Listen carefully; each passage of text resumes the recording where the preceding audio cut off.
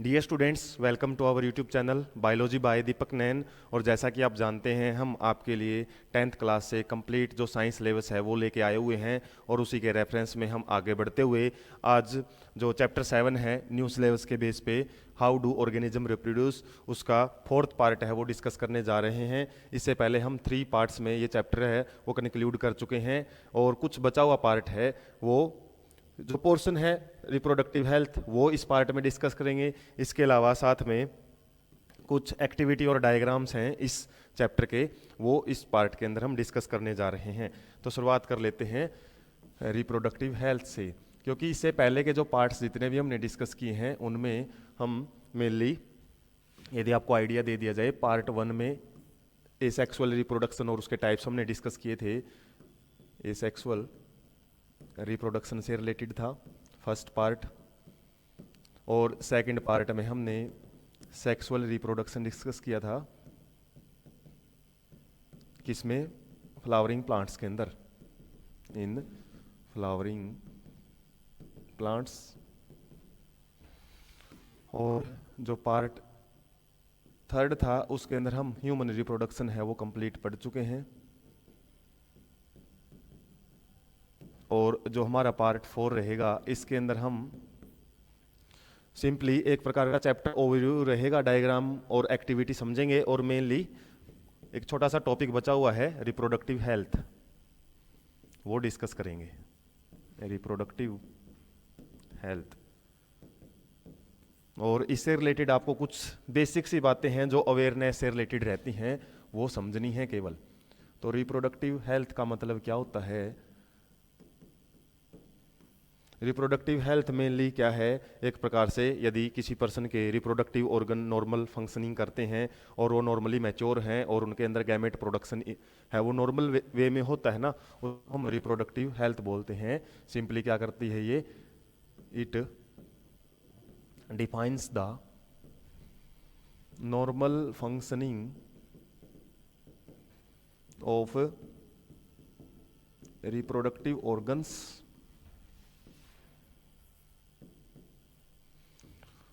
Of N organisms. Normal functioning है, इसके अलावा हाइजीन से रिलेटेड है, या फिर उनके अंदर जो भी कुछ डिजीज वगैरह है या फिर कोई इन्फेक्शन वगैरह है उनके क्योर से रिलेटेड भी जो ये रिप्रोडक्टिव हेल्थ है वो काफ़ी सारी चीज़ों को कवर करता हुआ एक प्रकार का क्या होता है, हमारा अवेयरनेस से रिलेटेड टॉपिक होता है। 12th क्लास में भी आप इसके बारे में कंप्लीट चैप्टर पढ़ते हो और इसमें क्या कुछ डिस्कशन रहता है वो आपको याद रखना है। मेनली इसमें कुछ पार्टिकुलर टॉपिक्स होते हैं, जैसे बर्थ कंट्रोल कैसे किया जा सकता है। जैसे कि हम देख सकते हैं आज के टाइम में पॉपुलेशन एक्सप्लोजन बहुत ज़्यादा क्या है, बढ़ता जा रहा है। तो ये एक प्रकार का क्या है, प्रिवेंशन, या फिर हम बोल सकते हैं control of population explosion. Population explosion का एक प्रकार का कंट्रोल करने का एक हम बोल सकते हैं मेजर होता है बर्थ कंट्रोल, जिसको कॉन्ट्रासेप्टिव मेथड्स भी बोलते हैं, कॉन्ट्रासेप्टिव मेथड्स। और जो सेकंड रहेगा वो क्या है, एक प्रकार से कुछ सेक्सुअल ट्रांसमिटेड डिजीज है, एसटीडी जिनको बोला जाता है, जैसे कि एड्स। और एड्स में इससे प्रिवेंटिव मेजर्स क्या रहते हैं वो जनरली आपको पता होना चाहिए। इसके अलावा कुछ इनफर्टिलिटी से रिलेटेड भी आपको आइडिया होना चाहिए क्या होता है इनफर्टिलिटी और इसको कैसे क्योर किया जा सकता है। तो कुछ जर्नल से कॉन्सेप्ट रहते हैं, अवेयरनेस से रिलेटेड रहता है ये टॉपिक। तो सिंपली हम बर्थ कंट्रोल मेथड्स हैं वो उनका एक आइडिया ले लेते हैं सबसे पहले, जिनको हम क्या बोलते हैं, कॉन्ट्रासेप्टिव मेथड्स भी बोलते हैं, कॉन्ट्रासेप्टिव मेथड्स। और इससे रिलेटेड हम एक्सरसाइज में क्वेश्चन भी देखेंगे। तो कॉन्ट्रासेप्टिव मेथड्स क्या हैं, अलग अलग टाइप की मेथड्स होती हैं, कुछ नेचुरल मेथड हैं, कुछ यूट्राइन डिवाइसेज, जिसका क्वेश्चन भी बनेगा कॉपर टी से रिलेटेड, कॉपर टी। इसके अलावा कुछ पिल्स वगैरह भी आ जाती हैं, 12th क्लास में डिटेल में हैं ये चीज़, उसी के बेस पे आपको थोड़ा सा आइडिया दे रहे हैं। और 10th में तो हम इनका एक ओवरव्यू ही पढ़ेंगे। उसके बाद सर्जिकल मेथड्स भी आ जाती हैं, सर्जिकल मेथड्स, क्योंकि 3 नंबर में आपसे एक क्वेश्चन पूछ लिया जाता है कि कॉन्ट्रासेप्टिव मेथड्स क्या होती हैं, ये सिंपली डेफिनेशन क्या बनेगी, सर्टेन डिवाइसेज या फिर मेथड्स विच प्रिवेंट, हम बोल सकते हैं विच प्रिवेंट फर्टिलाइजेशन, फर्टिलाइजेशन को रोकती हैं, और या फिर बोल सकते हैं आगे जो यंग वंस है उनकी फॉर्मेशन को भी रोक सकती है, जाइगोट फॉर्मेशन को भी रोका जा सकता है। तो इसमें नेचुरल मेथड्स कुछ ऐसी मेथड्स होती हैं जिसमें हम किसी भी, हम बोल सकते हैं नो एक्सटर्नल डिवाइस यूज नहीं करते हम, ये नेचुरल मेथड्स में आ जाती हैं। जैसे कि कुछ साइंटिफिक नेम है, हायर क्लासेज में ज़्यादा पढ़ते हो आप, लेकिन यहाँ पे आप याद रखो कि कोई भी मेडिकल या फिर कुछ ऐसी दवाइयाँ वगैरह हैं, मेडिसिन्स वगैरह, वो इसके अंदर यूज नहीं की जाती, कोई डिवाइसेज वगैरह यूज नहीं करते हैं। जैसे कि एक पीरियडिक एब्सिस्टेंस एक मेथड होती है जिसके अंदर क्या है, जो मेंस्ट्रुअल साइकिल है, जैसे हमने रिप्रोडक्शन, ह्यूमन रिप्रोडक्शन वाले पार्ट में, पार्ट 3 में डिस्कस किया था कि उस केस में क्या है, जो ओव्यूलेशन है वो 14 टू 17 डेज जो मेंस्ट्रुअल साइकिल के हैं उस टाइम होता है, और उस टाइम ड्यूरेशन को फर्टाइल पीरियड बोला जाता है, फर्टाइल पीरियड। और उस टाइम पे कोशिश की जाती है क्या करने की, जो भी कोइटस है, इंटरकोर्स है, उससे अवॉइड किया जाता है। तो इस टाइप से आपको नेचुरल मेथड याद रखनी है, इसके अंदर कोई मेडिसिन यूज नहीं करते, और इनके जो चांसेस हैं, चांसेस ऑफ कॉन्सेप्शन, वो भी इसमें काफ़ी रहते हैं। ये फुल प्रूफ नहीं होती, ये याद रखना, फुल प्रूफ मेथड्स नहीं है ये किसकी, कॉन्ट्रासेप्शन की। इसमें कॉन्सेप्शन या फिर प्रेगनेंसी के चांसेस हो सकते हैं। और बैरियर मेथड्स में क्या है, ये फिजिकली मीट को रोकने के लिए यूज की जाती हैं। जैसे कुछ डायफ्रागम होते हैं, डायफ्रागम्स, वॉलेट्स होते हैं, और इसके अलावा कंडोम्स होते हैं। ये क्या है, फिजिकली मीट है जो स्पर्म एंड ओवम के मीट को रोकती हैं। और कॉपर टी क्या है, ये कॉपर रिलीजिंग आईओडी भी होती हैं कुछ, और कुछ दूसरी केमिकल्स वगैरह वो भी सिक्रीट करती है। ज़्यादातर हम कॉपर टी के बारे में ज़्यादा पढ़ते हैं। ये क्या करती है, कॉपर आयंस हैं वो रिलीज करती है। इसको क्या किया जाता है, यूट्रस के अंदर इम्प्लांट किया जाता है, इंट्रा यूट्राइन डिवाइस नाम ही इसका यही आता है। और इससे क्या है, कॉपर रिलीज होते रहते हैं, और ये कॉपर जो रिलीज होते हैं ना, वो स्पर्म की मूवमेंट को रोकते हैं, स्पर्म मूवमेंट को इसमें रोक दिया जाता है ताकि स्पर्म आगे ना बढ़े और फर्टिलाइजेशन के चांसेस है वो कम किए जा सकें। पिल्स क्या हैं, कुछ हार्मोनल, हॉर्मोन्स वगैरह है उनके कॉम्बिनेशन यूज किए जाते हैं, और हॉर्मोन्स का बड़ा रेगुलेशन होता है मेंस्ट्रुअल साइकिल पे, हमने थोड़ा आइडिया भी लिया था हार्मोनल रेगुलेशन का। और वहाँ पे हॉर्मोन्स का यदि लेवल एक हम बोल सकते हैं फेवरेबल नहीं है ओव्यूलेशन के लिए, तो उस केस में जो फर्टिलाइजेशन के चांसेस है वो भी कम किए जा सकते हैं। तो पिल से क्या है, हार्मोन का लेवल है ना वो इम्बैलेंस किया जाता है हमारी बॉडी में, जिससे क्या है फिर वो हमारा कंडीशंस हैं फर्टिलाइजेशन की वो फेवरेबल नहीं बनी रहती। सर्जिकल मेथड्स में क्या किया जाता है, मेनली एक प्रकार से हम बोल सकते हैं कट और सर्जरी से क्या किया जाता है, जो ट्यूब्स होती हैं, एसेसरी डक्ट जिनको बोल सकते हैं हम, एसेसरी डक्ट, और मेल में एसेसरी डक्ट होती है वास डिफरेंस, जबकि फीमेल में होती है ओविडक्ट या फेलोपियन ट्यूब। उनको कट करके और टाई कर दिया जाता है, जिससे क्या है जो गैमेट ट्रांसफर है वो रुक जाता है, गैमेट नहीं बढ़ते, गैमेट की फॉर्मेशन जरूर होती है। तो जब मेल के अंदर हम वैस डिफरेंस को कट कर देते हैं और टाई कर देते हैं, उसको बोलते हैं वैसेक्टोमी, और जबकि ओविडक्ट को जब कट के टाई कर दिया जाता है उसको बोलते हैं ट्यूबेक्टोमी। तो वैसेक्टोमी और ट्यूबेक्टोमी ये दोनों क्या हैं, सर्जिकल मेथड्स हैं जिससे हम एसेसरी डक्ट को कट और टाई कर देते हैं, जिससे उनका ट्रांसफर नहीं हो पाता और फर्टिलाइजेशन के चांसेस कम हो जाते हैं। तो ये जो मेथड्स हैं वो याद रख सकते हैं, लगभग मैडम ने वो डिस्कस की हैं किसकी, कॉन्ट्रासेप्शन की। उसके बाद आपको आइडिया दिया था मैंने किसका, इसमें आपको टॉपिक याद रखना है एसटीडी। एसटीडी क्या होती हैं, सेक्सुअल ट्रांसमिटेड डिजीज, जो कि सेक्सुअल कॉन्टैक्ट से फैलती हैं ड्यूरिंग द इंटरकोर्स। जो फ्लूइड एक्सचेंज होता है, एक्सचेंज होने की वजह से ये डिजीज है, ये इन्फेक्शन है, एक पर्सन से दूसरे फंक्शन उसमें फैल सकते हैं। जैसे हेपेटाइटिस बी होता है, इसके अलावा एडस होता है, इसके अलावा गोनोरिया होता है, इसके अलावा साइफिलिस भी होती है, साइफिलिस। ये कुछ ऐसी डिजीज हैं जो सेक्सुअल कॉन्टैक्ट से फैलती हैं और सिंपली आपको इनमें कुछ बातें याद रखनी पड़ती हैं। वनरेबल एज कौन सी होती है, मतलब ज़्यादा सस्पेक्टेबल एज, किस एज में ज़्यादातर जो एडोलसेंट्स एज है। हालांकि हर एज का पर्सन इससे इफेक्टेड हो सकता है, लेकिन ज़्यादातर एडोलसेंट्स की जो एज है और मेनली लगभग हम बात करें 16 to 25 एज जो ग्रुप होता है वो ज़्यादा सस्पेक्टेबल होता है इस डिजीज़ के, या फिर जो हमारी एसटीडी या फिर वनरेबल डिजीज़ भी इनको बोलते हैं। सिंपली इनकी से एक प्रिवेंशन या प्रिवेंटिव मेजर्स हैं वो यूज किए जाते हैं, जिसमें क्या करते हैं, ज़्यादातर जो ब्लड ट्रांसफ्यूजन है उनसे अवॉइड किया जाता है, मतलब कोशिश की जाती है कि एड्स फ्री पर्सन से ही जो ब्लड है वो किसी हेल्दी पर्सन के अंदर ले जाए। इसके अलावा यदि मदर के अंदर एड्स है तो उससे बच्चे के अंदर भी चांसेस रहते हैं पहुंचने के। तो कुछ चांसेस हैं जैसे कॉन्ट्रासेप्शन मेथड्स, या फिर हम बात करें तो मल्टीपल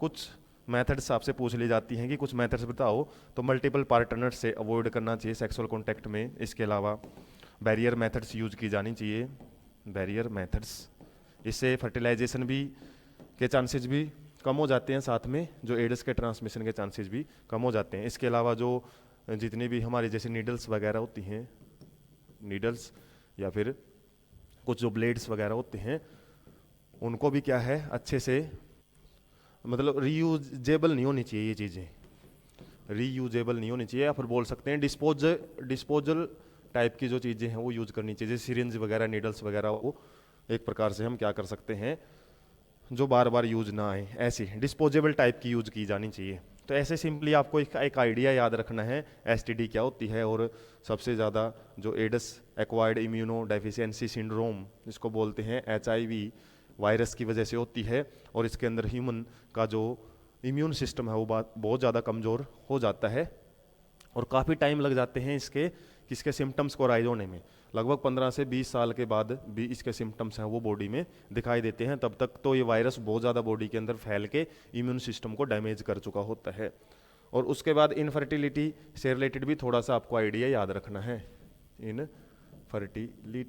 इनफर्टिलिटी क्या होता है, जिसमें जो नॉर्मल पीपल हैं वो आगे क्या नहीं कर पाते अच्छे से, हम बोल सकते हैं उनके आगे ऑफस्प्रिंग्स प्रोड्यूस नहीं हो पाते, या तो मेल पार्टनर में कोई प्रॉब्लम होती है फीमेल पार्टनर में, जिसकी वजह से क्या किया जाता है फिर इनका क्योर किया जाता है। तो इनफर्टिलिटी क्या है, हम बोल सकते हैं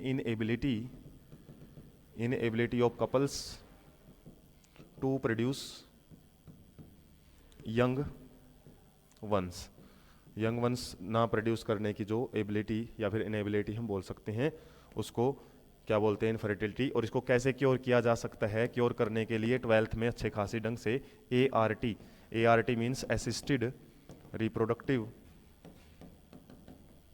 टेक्नोलॉजी के बारे में आप पढ़ोगे, लेकिन आप 10th में केवल इनका एक जस्ट नाम याद रखना है। कुछ ऐसी टेक्नोलॉजी होती हैं जैसे गिफ्ट IVF भी पढ़ा जाता है, इन विट्रो फर्टिलाइजेशन, इसके अलावा आर्टिफिशियल इंसेमिनेशन AI भी पढ़ा जाता है, इसके अलावा इंट्रा यूट्राइन या ICSI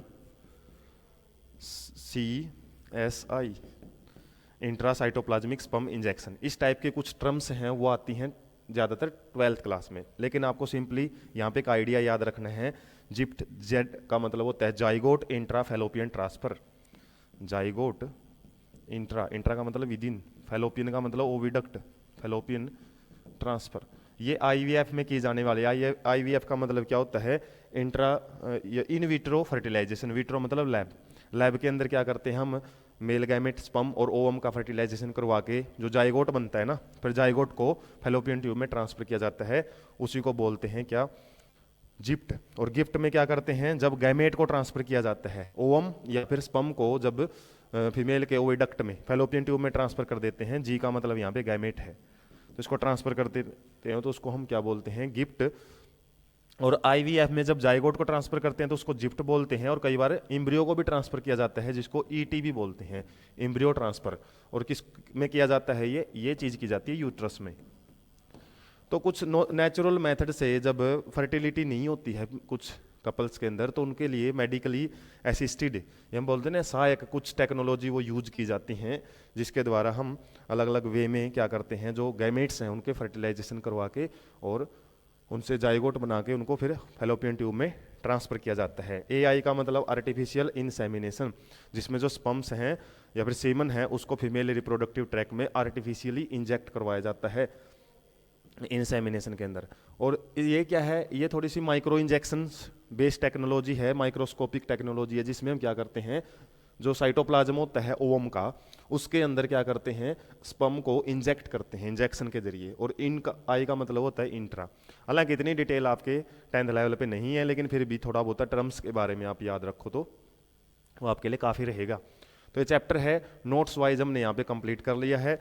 एक बार इसका जो ओवरव्यू है वो समझ लेंगे हम फास्ट जितनी भी जो एक्टिविटी आई हुई हैं, जैसे 8.1, इसको आप 7.1 भी मान सकते हो, जो भी एक्टिविटी है ना, इनकी नंबरिंग आप ध्यान रखना। ये ओल्ड के हिसाब से 8 आया हुआ है क्योंकि पहले चैप्टर नंबर 8 था, अब 7 है। तो यहाँ पे एक्टिविटी से रिलेटेड क्वेश्चनिंग कैसे बनते हैं इनका आपको थोड़ा सा एक आइडिया दे रहे हैं बस। तो यहाँ पे जो एक्टिविटी 8.1 है, इसमें जो कुल मिला के आपसे बात की हुई है, ईस्ट के अंदर बडिंग से रिलेटेड एक्टिविटी है ये। तो ईस्ट के अंदर जो बडिंग, ईस्ट क्या है, एक प्रकार का यूनिसेलुलर फंजाई होता है, यूनिसेलुलर फंजाई। और इसके अंदर क्या बोला हुआ है, 10 ग्राम शुगर को हमने 100 मिलीलीटर वाटर के अंदर डिजोल्व करना है।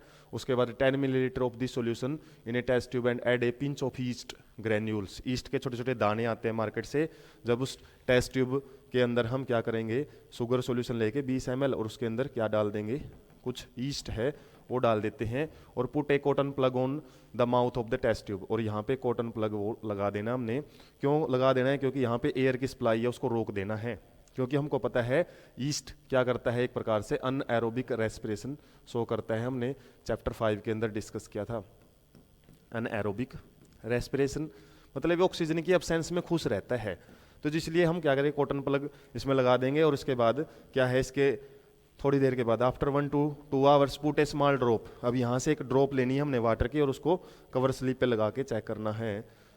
Yeast culture test tube and on a slide and cover it with cover slip, तो एक ड्रॉप लगा के यहाँ पे और उसको क्या करना है, फिर अच्छे से कवर स्लिप लगा के माइक्रोस्कोप में जब हम चेक करेंगे ना, तो क्या दिखाई देगा, बडिंग लगभग ऐसा, मतलब ईस्ट एक इस टाइप का जीव होता है। और जब इसके अंदर बडिंग बनती है तो ऐसे ऐसे बड निकलते हैं, जैसे हाइड्रा में बडिंग होती है ऐसे ही ईस्ट में भी बडिंग होती है। तो ये बडिंग को एक्सपेरिमेंटली टेस्ट करने के लिए एक प्रकार का एक्सपेरिमेंट है 8.1।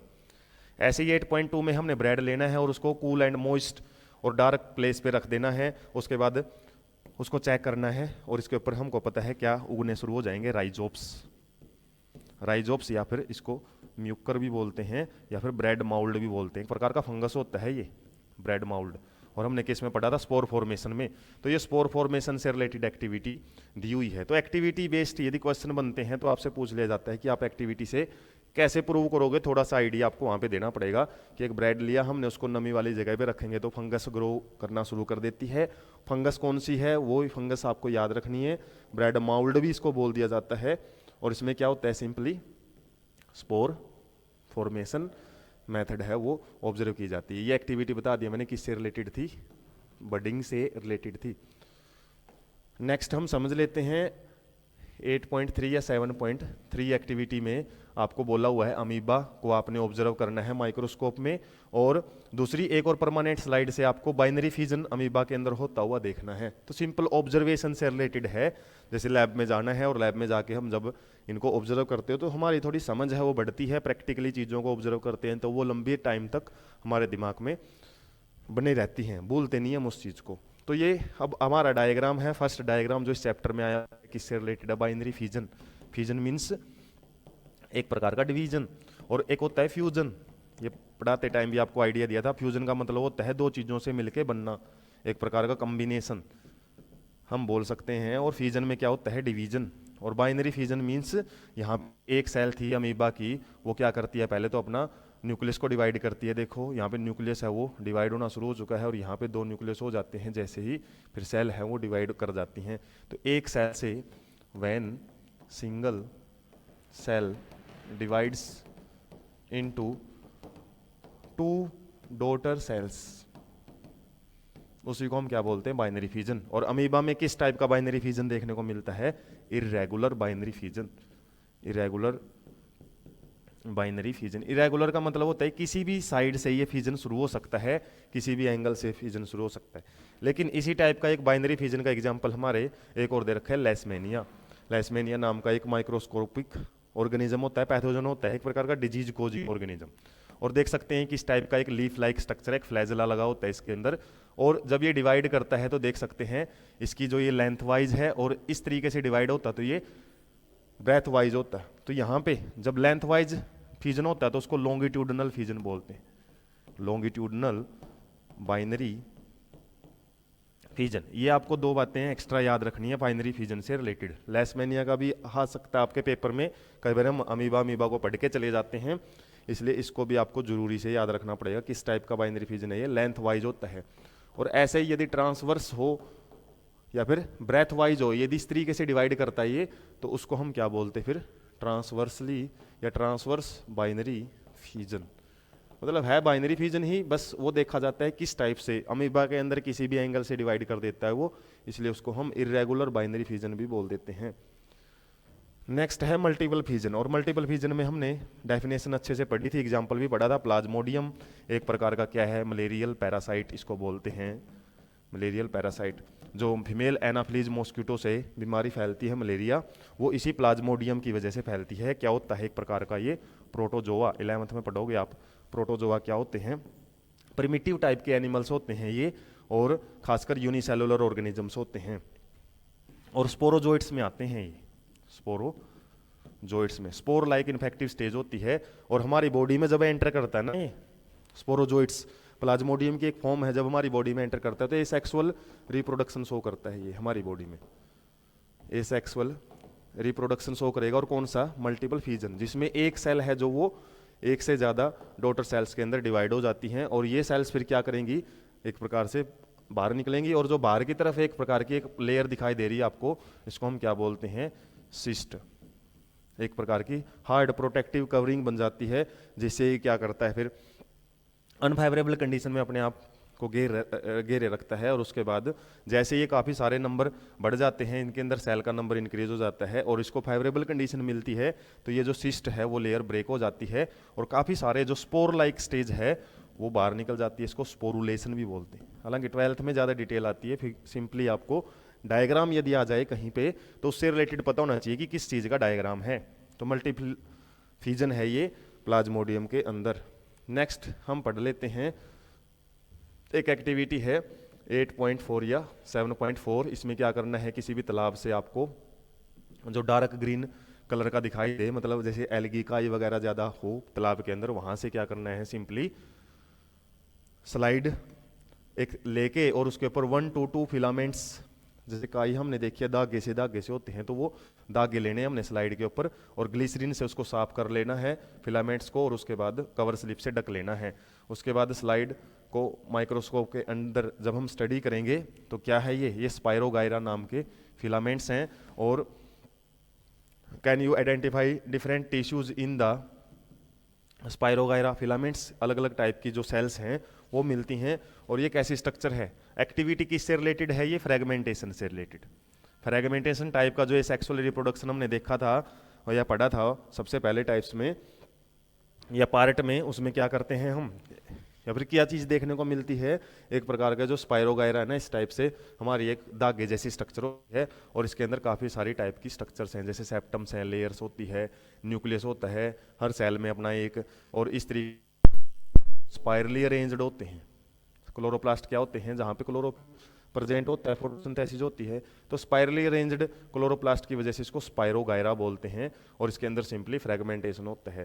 फ्रेगमेंटेशन कैसे, जब ये जो हमारी एल्गी है वो कई टुकड़ों में टूट जाती है तो हर टुकड़े से क्या है, एक नया ऑर्गेनिज्म बना सकती है। और एक एग्जाम्पल या फिर एक डायग्राम दिया हुआ हमारा रीजनरेशन का।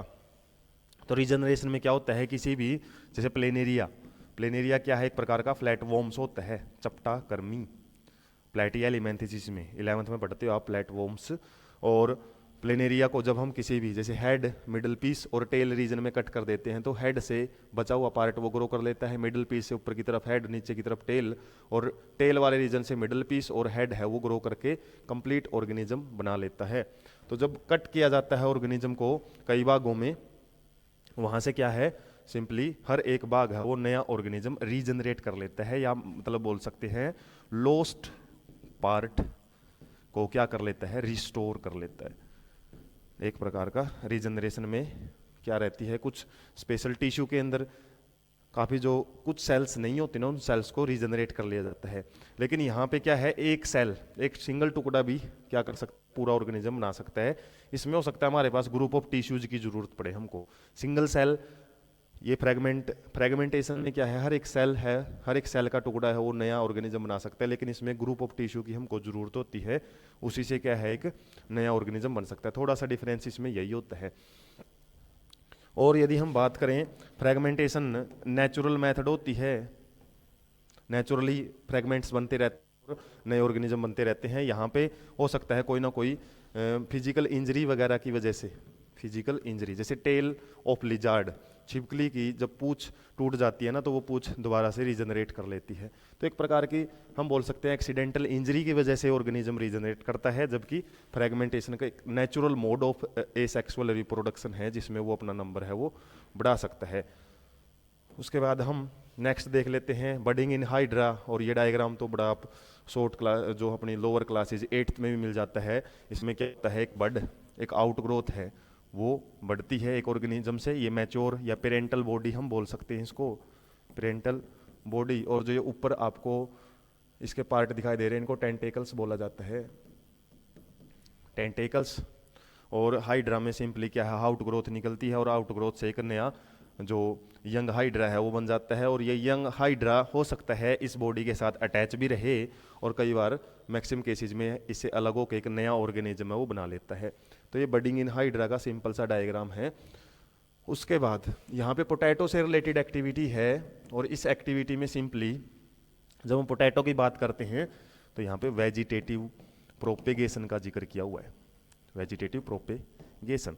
और वेजिटेटिव प्रोपेगेशन में हम क्या पढ़ते हैं, सीड के अलावा प्लांट के अंदर किसी भी दूसरे पार्ट से एक नया प्लांट जब बना लेते हैं, जैसे शुगर केन या रोज में स्टेम कटिंग से एक नया ऑर्गेनिज्म बना लिया जाता है, ब्रायोफाइलम में लीफ से, हालांकि डायग्राम भी देखेंगे हम। तो सीड के अलावा एक्सेप्ट सीड हम बोल सकते हैं, except seed any plant part is used for generation of new plant. और उसी के लिए एक्टिविटी दी हुई है, इसमें आपने क्या करना है, एक पोटैटो लेना है और इसकी सरफेस को चेक करना है, और इसकी सरफेस पे क्या नोचीज कुछ गड्ढे से हमको दिखाई देते हैं। Cut the potato into the small pieces such that some pieces contain the notch और बड, नोच या फिर गांठे सी या फिर जो आउट ग्रोथ सी उसके अंदर है ना, उनको क्या कर लेना है, हमने पोटैटो को इस तरीके से कट करना है। कुछ पीसीज में तो वो नोड आ जानी चाहिए, कुछ के अंदर है वो नोड नहीं होनी चाहिए। और अब हमने क्या करना है, स्प्रेड कॉटन ऑन ट्रे, एक ट्रे होती है लैब के अंदर भी, और वही ट्रे लगभग जो बर्तनों की ट्रे होती है ना उसी जैसी होती है, उसको हमने गीला करना है, उसके ऊपर कॉटन स्प्रेड करके place the potato pieces on this cotton, cotton के ऊपर हमने क्या करना है, पोटैटो पीसीज को बखेर देना है। और उसके बाद note where the pieces with the buds are placed, और ये भी ध्यान रखना कि किस जगह पे हमने पोटैटो के वो पीस रखे हैं जिस पे बड आई हुई थी। और चेंजेस को ऑब्जर्व करना है हमने पोटैटो पीसीज में ओवर नेक्स्ट फ्यू डेज, कुछ दिनों तक।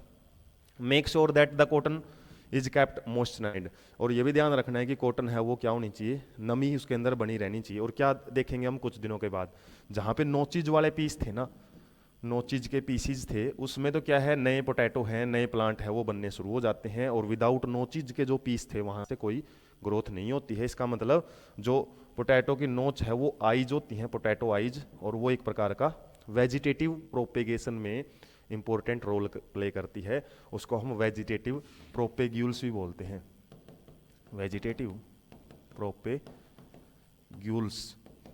और वेजिटेटिव प्रोपेग्यूल्स स्टेम से भी हो सकती है, जैसे स्टेम के अंदर हमने पढ़ा था, स्टेम से नया प्लांट किस किस में बनता है, रोज के अंदर, शुगर केन के अंदर भी बनता है। इसके अलावा लीफ से नया प्लांट किस में देखने को मिलता है, ब्रायोफाइलम में।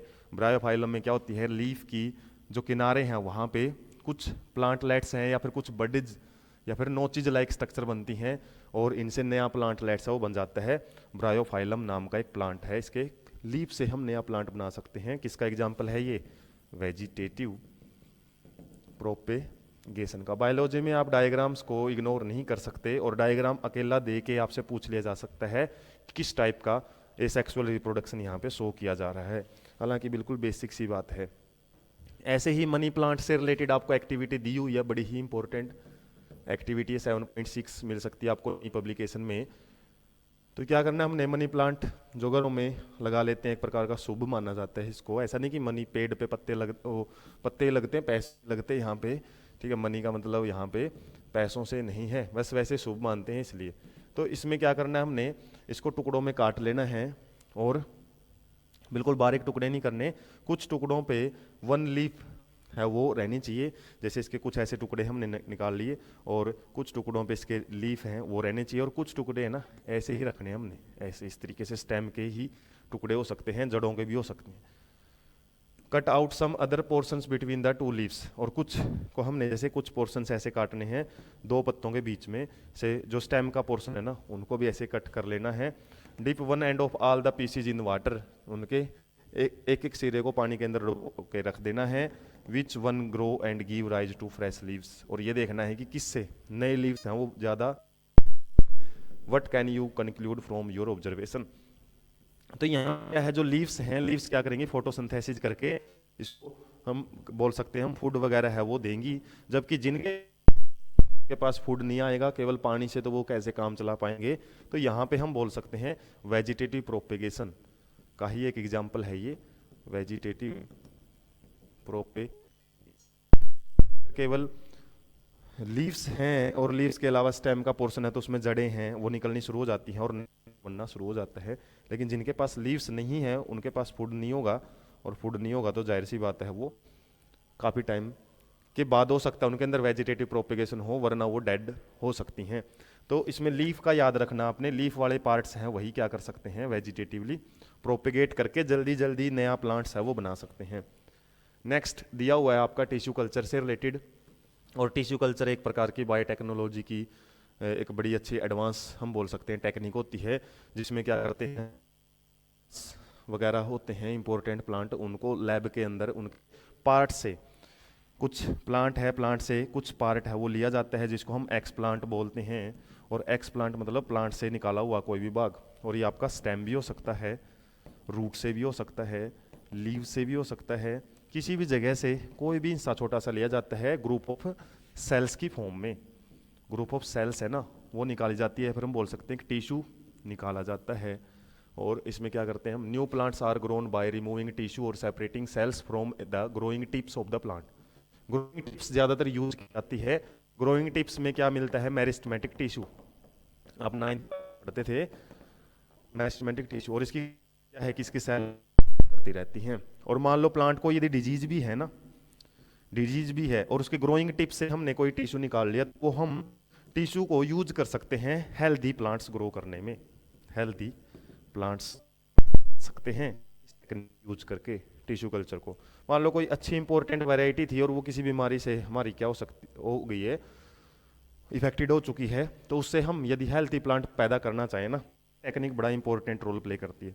अब सोचोगे कि यदि उसको डिजीज हो चुकी है तो ये हेल्थी कहाँ से आ गए प्लांट हमारे, कि जो मेरिस्टेमेटिक भाग होता है ना इसके अंदर सेल इतनी फास्टली ग्रो करती हैं जिससे कि वायरस वगैरह है ना इनको इन्फेक्ट नहीं कर पाते, ये वायरस के भी डिवीजन से ज़्यादा फास्टली ग्रो करती हैं, जिसकी वजह से वायरस इनको इन्फेक्ट ही नहीं कर पाते, या फिर कोई भी बैक्टीरिया वगैरह इतना जल्दी इनको इन्फेक्ट ही नहीं कर पाता जितना ये जल्दी ग्रो कर लेती हैं। तो इसलिए ये हेल्दी रहती हैं ज़्यादातर, और हेल्दी सेल्स हमने मिल गई तो उसको हम क्या करें फिर लैब के अंदर, ये बोला ना the cells are then placed an artificial medium, कोई एक ऐसा मीडियम लिया जाता है जहाँ पे सारा न्यूट्रिशंस है उनको सप्लाई किया जाता है।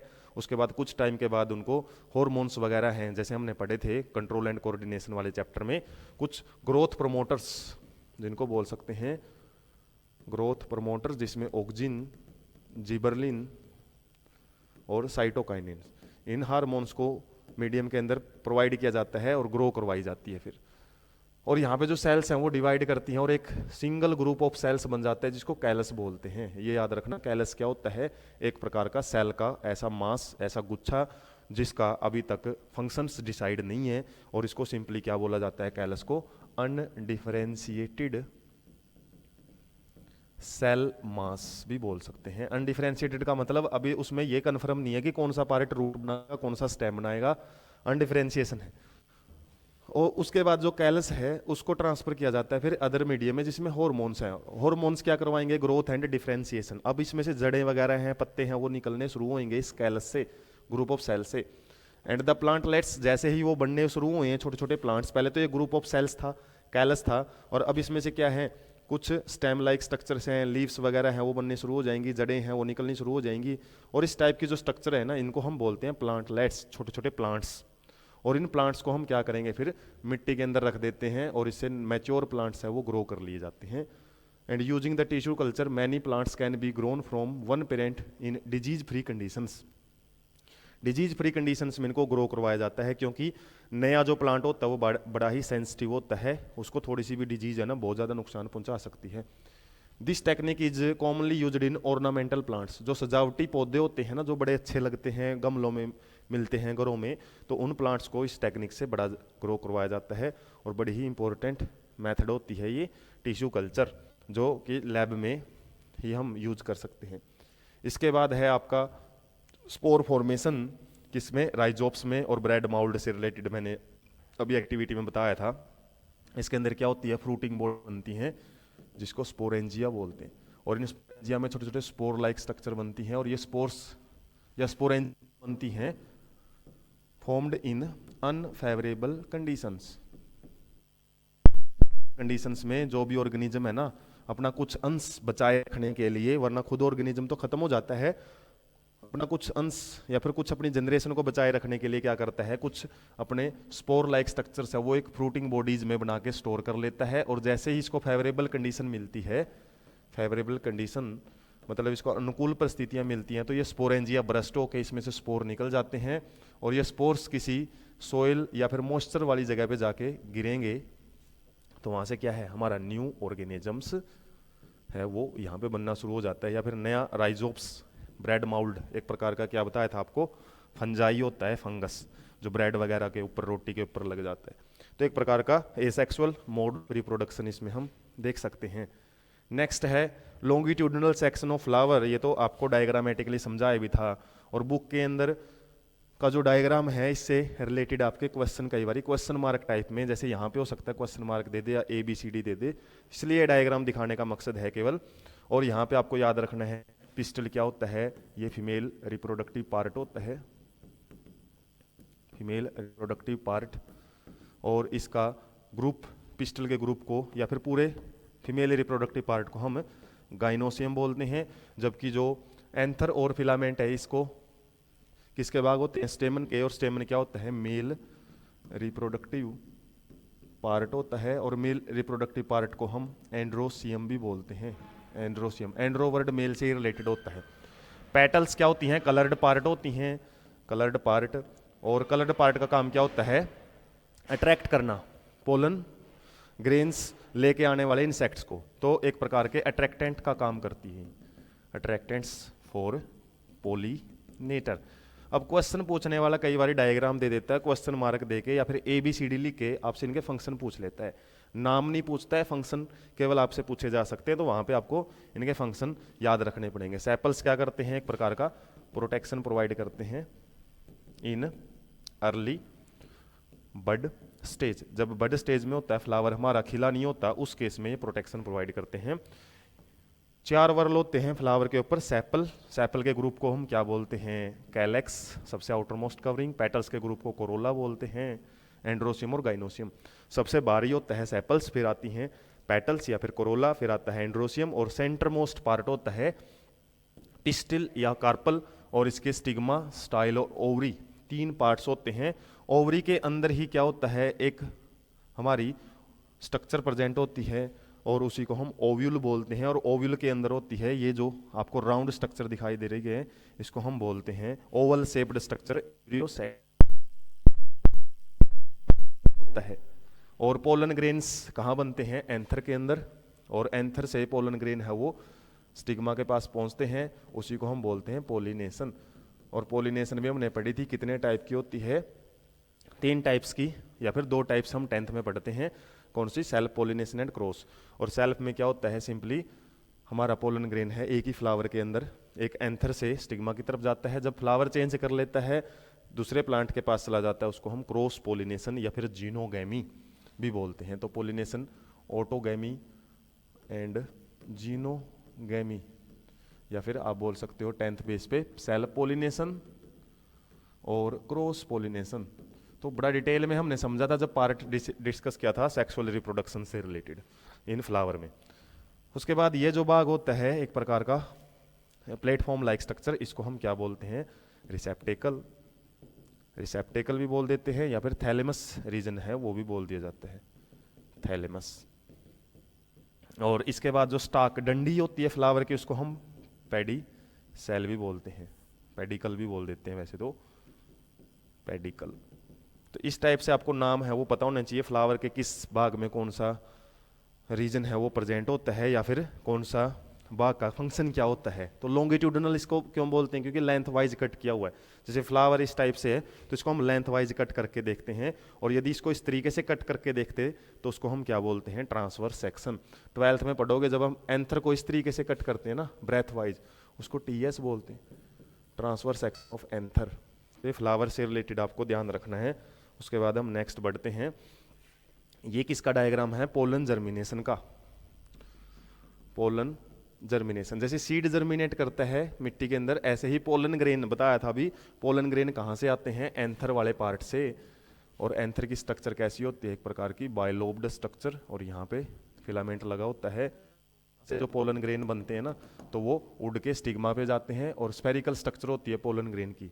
और जैसे स्टिग्मा के ऊपर गिरेंगे, स्टिग्मा उसको मॉइस्चर प्रोवाइड करता है, नमी प्रोवाइड करेगा, और नमी से क्या है? उसके अंदर से एक ट्यूब निकलती है, ऐसी ट्यूब, क्योंकि स्टिग्मा से स्टाइल से होती है, इसको एग तक पहुंचना होता है। खुद हमारा पोलन ग्रेन वो चल के नहीं एग तक जाएगा, वो जस्ट एक ट्यूब बनाएगा जिसको हम पोलन ट्यूब बोलते हैं। और इसी पोलन ट्यूब में मेल जर्म सेल्स होती हैं, और ये मेल जर्म सेल क्या बनाएंगी? फिर मेल गैमेट बनाएंगी। 2 मेल गैमेट यहाँ से बनते हैं, और ये मेल गैमेट हैं फिर वो पोलन ट्यूब के जरिए इस ओवल स्ट्रक्चर, मैंने बताया था ओवल स्ट्रक्चर को क्या नाम दिया था?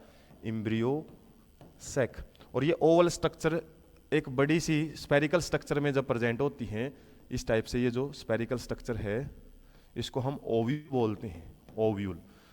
और ओव्यूल के अंदर एम्ब्रियो सैक होता है, और इस पूरे चैम्बर को हम बोल देते हैं ओवरी। तो ओवरी में ओव्यूल, ओव्यूल में एम्ब्रियो सैक, और एम्ब्रियो सैक में होता है एग। और एग के साथ ही जो ये मेल गैमेट है ना वो फ्यूज करते हैं। और यहाँ पे हमने सेक्सुअल रिप्रोडक्शन जब पढ़ा था प्लांट्स के अंदर, तो वहाँ पे डबल फर्टिलाइजेशन का कॉन्सेप्ट अच्छे से समझा था, डबल फर्टिलाइजेशन, और वहाँ पे डायग्राम भी समझा था हमने। तो ये डायग्राम आ जाता है तो सिंपल किसका है? ये एक प्रकार का हम बोल सकते हैं पोलन जर्मिनेशन का डायग्राम है। पोलन जर्मिनेट करके कैसे पोलन ट्यूब बनाता है, और उसमें से जो जर्म सेल्स हैं या फिर मेल गैमेट्स होते हैं, 2 मेल गैमेट्स, जिसमें से एक मेल गैमेट किसके साथ फ्यूज करेगा? एग के साथ, जाइगोट बना लेता है। जबकि एक जो हमारा मेल गैमेट है वो किसके साथ फ्यूज करता है? सेकेंडरी पोलर बॉडी के साथ, और यहाँ से क्या बनाता है? Endosperm nucleus. और ये एंडोस्पर्म न्यूक्लियस काफ़ी न्यूट्रिटिव टिश्यू का काम करता है, इसी को डबल फर्टिलाइजेशन है वो बोला जाता है। उसके बाद ये स्ट्रक्चर है आपकी सीड जर्मिनेशन की। वहाँ पोलन जर्मिनेशन की थी, यहाँ पे सीड जर्मिनेशन है, हालांकि जर्मिनेशन ही नाम दिया हुआ है केवल। तो जब हम सीड को जर्मिनेट करवाते हैं, जैसे ग्राम सीड है हमारे पास, और ग्राम सीड है तो इसके बाहर वाली जो स्ट्रक्चर होती है सीड कोट बोलते हैं इसको, सीड कोट। और यहाँ पे क्या है? एक निशान सा बना होता है जिसको हाइलम बोलते हैं, और हाइलम के अंदर जो पोर लाइक स्ट्रक्चर है इसको बोलते हैं माइक्रोपाइल। और ये माइक्रोपाइल एंड क्या करता है? इसको सांस लेने के लिए मदद करता है, रेस्पिरेशन में मदद करेगा, रेस्पिरेशन में मदद करता है, ताकि जो हमारा सीड है उसके अंदर का जो कंटेंट है वो रेस्पिरेशन कर सके, उसको भी ऑक्सीजन की जरूरत होती है। और जब इसको हम तोड़ के देखते हैं तो 2 भागों में टूट जाता है, और बीच में एक भाग होता है, इसको हम एम्ब्रियोनल एक्सिस बोलते हैं। बीच का जो भाग है ना टी शेप स्ट्रक्चर, या फिर प्लस का निशान आपको देख को मिल रहा है, इसको एम्ब्रियोनल एक्सिज बोलते हैं। एम्ब्रियोनल एक्सिज के अपर पार्ट में होता है प्लीम्यूल, और प्लीम्यूल से क्या बनता है इसने लिख रखा है फ्यूचर सूट। फ्यूचर सूट मतलब जितना भी भाग प्लांट का अबोव ग्राउंड बनता है मिट्टी से ऊपर, उसी को हम प्लीम्यूल से ही बना हुआ देखते हैं। और रेडिकल भाग क्या करता है, ये रूट सिस्टम बनाता है। इसके अलावा ये दो स्पेरिकल तो नहीं बोलेंगे हम इसको, जो बड़ी सी स्ट्रक्चर प्रेजेंट होती है इनको कोटलीडन बोलते हैं।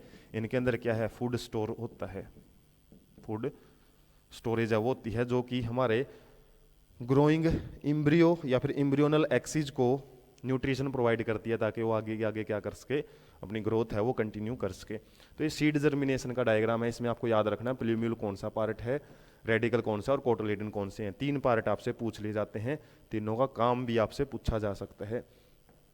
नेक्स्ट देख लेते हैं, यह है ह्यूमन मेल रिप्रोडक्टिव सिस्टम। हालांकि इसको हमने डिटेल में समझ भी लिया है, जिसके अंदर जो स्क्रोटम है, स्क्रोटम टेस्टिस को कवर करते हैं। कहाँ पे प्रेजेंट होते हैं ये, एक बोल सकते हैं पाउच लाइक स्ट्रक्चर्स हैं, जो कि एक्स्ट्रा एब्डोमिनल कैविटी बनाते हैं। किसके लिए, टेस्टिस के लिए। एब्डोमिन से बाहर, पेट से बाहर प्रेजेंट होते हैं। क्यों, ताकि 2 to 3 डिग्री सेल्सियस टेम्परेचर है ना, वो कम रखा जा सके टेस्टिस के अंदर, ताकि स्पर्म मैच्योरेशन हो सके, स्पर्मेटोजेनेसिस हो सके। और स्पर्मेटोजेनेसिस जहाँ पे होती है, स्पर्म फॉर्मेशन होती है, उसी को हम प्राइमरी मेल सेक्स ऑर्गन बोलते हैं, टेस्टिस। और यहाँ से जब स्पर्म बनते हैं तो वो वास डिफरेंस एक प्रकार की एसेसरी डक्ट का काम करती हैं, और एक प्रकार का ट्रांसवर्स हम बोल सकते हैं। वैसे तो लॉन्गिट्यूडिनल सेक्शन बोल सकते हैं इसको, क्योंकि लेंथ वाइज कट किया हुआ है ह्यूमन बॉडी को। तो इसमें यदि हम बात करें कि टेस्टिस से जो स्पर्म्स हैं वो वास डिफरेंस से होते हुए आगे बढ़ते हैं, और उसके बाद यहाँ पे सेमिनल वेसिकल्स, प्रोस्टेट ग्लैंड, और इसके अलावा एक बल्बो यूरिथ्रल ग्लैंड। हालांकि इस ग्लैंड का यहाँ पे नाम दिया नहीं हुआ, ये नाम है ना, तो बल्बो यूरिथ्रल ग्लैंड इसको बोलते हैं, बल्बो यूरिथ्रल ग्लैंड। अब ये तीनों कौन कौन, seminal vesicle, prostate gland and bulbo urethral gland, ये एसेसरी ग्लैंड्स होती हैं, एसेसरी ग्लैंड। और इनका काम क्या होता है, कुछ सिक्रीशंस, कुछ सब्सटेंस सिक्रीट करती हैं, और सिक्रीशन वाले सब्सटेंस को कुल मिला के हम सेमिनल प्लाज्मा भी बोलते हैं, सेमिनल प्लाज्मा। क्योंकि ज़्यादातर कंट्रीब्यूशन किसका होता है इसमें, सेमिनल वेसिकल का। और जब इसके साथ यहाँ से जो हमारे स्पर्म्स हैं वो मिल जाते हैं, स्पर्म्स, तो स्पर्म जब इन सिक्रीशन के साथ मिल जाते हैं तो इन्हीं को हम क्या बोलते हैं, सीमन। और सीमन फिर क्या होता है, यूरिथ्रा से बाहर निकलता है। और पेनिस क्या होता है, एक प्रकार का इरेक्टाइल टिश्यू इसके अंदर प्रेजेंट होते हैं, जो इरेक्शन में मदद करते हैं। और ये इरेक्शन किस टाइम काम आता है, कोइटस के टाइम, ताकि जो सीमन है उसको ट्रांसफर किया जा सके फीमेल रिप्रोडक्टिव ट्रैक में। और जो ओपनिंग होती है उसको यूरिथ्रल मीटस बोलते हैं, मीटस। और जो एक्स्ट्रा स्किन प्रेजेंट होती है ओपनिंग के पास, उसको हम फोर स्किन बोलते हैं। तो इस तरीके से आपको पार्ट्स के जो नाम है वो पता होने चाहिए कि इस पार्ट का क्या फंक्शन है और वो पार्ट कहाँ पे प्रेजेंट होता है। तो सिंपली डायग्राम बेस्ड क्वेश्चन आपसे पूछे जाते हैं, तो वहाँ पे ABCD से या फिर उनके फंक्शन से रिलेटेड पूछा जाता है। ब्लैडर क्या है, ये यूरिनरी ब्लैडर की बात कर रखी है यहाँ पे, एक्सक्रीटरी सिस्टम में हमने पढ़ा था।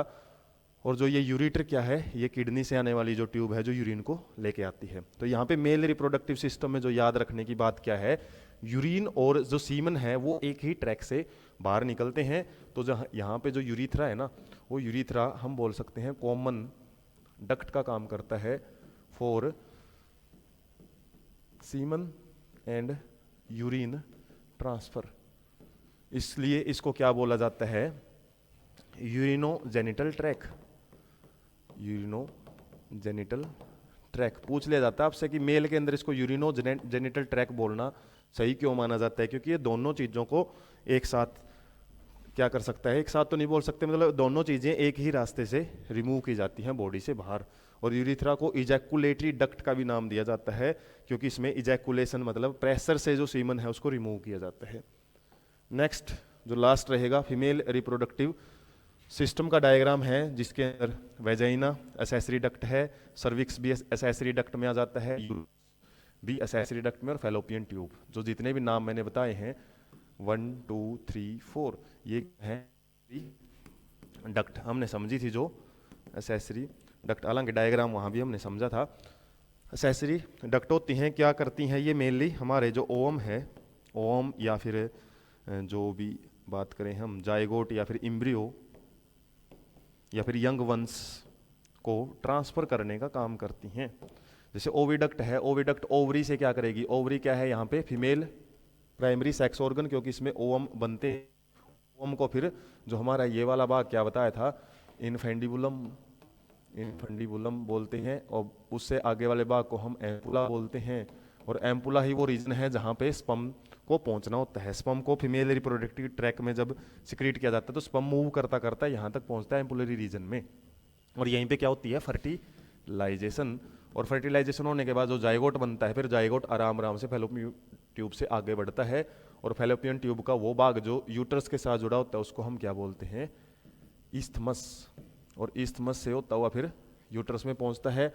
और यूट्रस की वाल जो अंदर वाली वाल होती है जिसमें काफ़ी टिश्यू वगैरह प्रेजेंट होते हैं, इसको एंडोमेट्रियम बोलते हैं, एंडोमेट्रियम। उसके बाद बीच की जो वाल होती है उसको मायोमेट्रियम बोलते हैं। मसल्स प्रेजेंट होती है, मायो मीन मसल्स, जो कि कॉन्ट्रैक्शन करवाती हैं। जब यंग वंस है उसकी डिलीवरी होनी होती है तो कॉन्ट्रैक्शन इन्हीं में होती है। एंडोमेट्रियम ही मेंस्ट्रुअल साइकिल जब होता है इसके अंदर ब्रेकिंग होती है ना, किस वाल की ब्रेकिंग में आपसे पूछ ली जाती है, एंडोमेट्रियम की।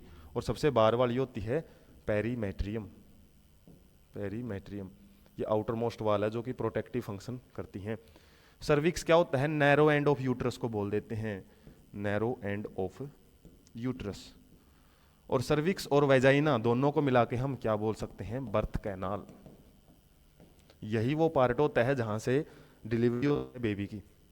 और उसके बाद वेजाइना क्या होती है, एक ट्यूबुलर पार्ट बोल सकते हैं, tubular part which receive penis for या ड्यूरिंग कोइटस। कोइटस के टाइम क्या करता है, ये पेनिस को रिसीव करता है और वहाँ से जो बोल सकते हैं सीमन है उसको भी रिसीव करेगा। और इसके बाद वेजाइना है, वेजाइना के ऊपर जो ओपनिंग होती है ना, एक पार्सली कवर होती है एक लेयर के द्वारा जिसको हम बोलते हैं हाइमेन लेयर, जो कि वर्जिनिटी का कई बार मानते हैं सोसाइटी में कि वर्जिनिटी का एक प्रकार का इंडिकेटिव होती है। लेकिन साइंस ने या फिर बायोलॉजिकल जैसे 12th में पढ़ते हो तो इसके बाद आपको प्रूव भी कर दिया जाएगा कि इसका होना या ना होना वर्जिनिटी को प्रूव नहीं करता। तो मेनली आपको इस डायग्राम में क्या क्या चीज़ें याद रखनी है, जो भी हमारी एसेसरी डक्ट्स हैं, यूट्रस का काम क्या होता है, यहाँ पे जो यंग वंस है वो डेवलप करता है, एम्ब्रियोजेनेसिस हम बोल सकते हैं यहाँ पे होती है, एम्ब्रियोजेनेसिस, एम्ब्रियो डेवलप होकर कंप्लीट फीटस बनता है, और जब तक वो डिलीवरी के मतलब कैपेबल नहीं हो पाता तब तक सारी ग्रोथ है यूट्रस के अंदर होती है। और यदि फर्टिलाइजेशन नहीं होती तो इसकी जो एंडोमेट्रियम लेयर है वो क्या करती है, मेंस्ट्रुअल साइकिल के अंदर प्रवेश करती है और वहाँ से फिर ब्लीडिंग के रूप में वो बाहर निकाल दी जाती है। ओवरी का काम ओवम रिलीज करना भी होता है, और ओवम के रिलीज को ओव्यूलेशन भी बोलते हैं। पूछ लिया जाता है ओव्यूलेशन कहाँ पे होता है, और ओव्यूलेशन के बाद ओवम कहाँ जाता है, वो फैलोपियन ट्यूब या फिर ओविडक्ट में एंटर करता है। और हमने देखा था सर्जिकल मेथड में इसी पार्ट को कट करके टाई कर दिया जाता है, इसको हम बोलते हैं ट्यूबेक्टोमी। और ऐसे ही मेल रिप्रोडक्टिव सिस्टम में जब वास्ट डिफरेंस है इसको कट करके और टाई कर दिया जाता है तो उसको क्या बोला जाता है, वैसेक्टोमी। सर्जिकल मेथड होती हैं कॉन्ट्रासेप्शंस की। तो इस तरीके से ये जो नाम है और इनसे रिलेटेड जो काम है आपको याद रखने पड़ेंगे। डायग्राम समझने का मकसद यही है हमारा। और आज हमारा टॉपिक है यहीं तक रहेगा। इसके बाद का जो भी पोर्शन रहेगा वो हम पार्ट जो नेक्स्ट 5 रहेगा इस चैप्टर का, जिसके अंदर हम एक्सरसाइज क्वेश्चन और इन टेक्स्ट क्वेश्चन है वो बड़े अच्छे ढंग से डिस्कस करेंगे। हालांकि बहुत सारी चीज़ें हम कवर कर चुके हैं, फिर भी कुछ चीज़ें क्वेश्चन में अलग ढंग से पूछ ली जाती हैं। कुछ तो बुक की कुछ पर्टिकुलर लाइनों से क्वेश्चन बन जाता है, और कई बार आपको अपने दिमाग से भी रिलेटेड है, आपकी समझ से रिलेटेड आंसर देने पड़ जाते हैं एक्सरसाइज में या इन टेक्स्ट क्वेश्चन में। कुछ क्वेश्चन हम ऐसे देखेंगे जरूर, उसके लिए आपके लिए पार्ट 5 है वो लेके आएंगे। और तब तक ऐसे ही इंटरेस्टिंग सेशन के लिए आप चैनल के साथ जुड़े रहें और चैनल को सब्सक्राइब रखें, और साथ में अपने दोस्तों के पास भी ज़्यादा से ज़्यादा वीडियो को शेयर करें। Thank you so much.